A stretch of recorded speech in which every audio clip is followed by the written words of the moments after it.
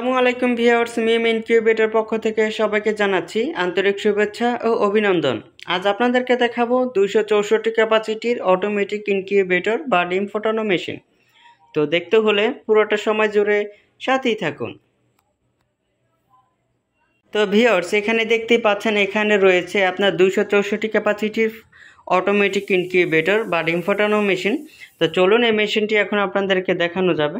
তো এইখানে হচ্ছে দেখতে পাচ্ছেন 88 সেটার এবং তার নিচে রয়েছে আরও 88 সেটার, মোট হচ্ছে 176 সেটার এবং তার নিচে রয়েছে 88 রিমেন হ্যাচার।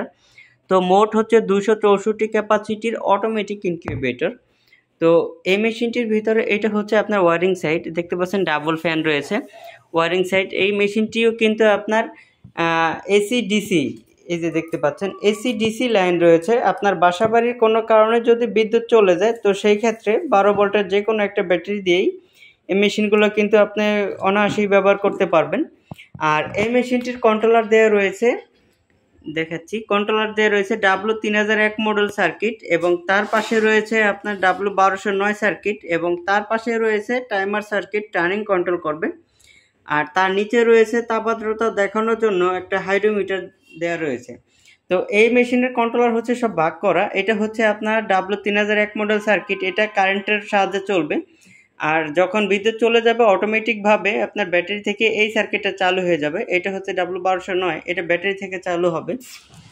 আর এই মেশিনটির ভিতরে যে ট্রেগুলো দেখতে পাচ্ছেন, ডিমের যে ট্রেগুলো, এই ট্রেগুলো কিন্তু মূলত 90 মিনিট পর এদিকে নিজে নিজে টার্নিং করবে। আপনাকে ডিম হাতে কোনো ঘুরে দেওয়ার প্রয়োজন হবে না, নিজে নিজে টার্নিং করবে।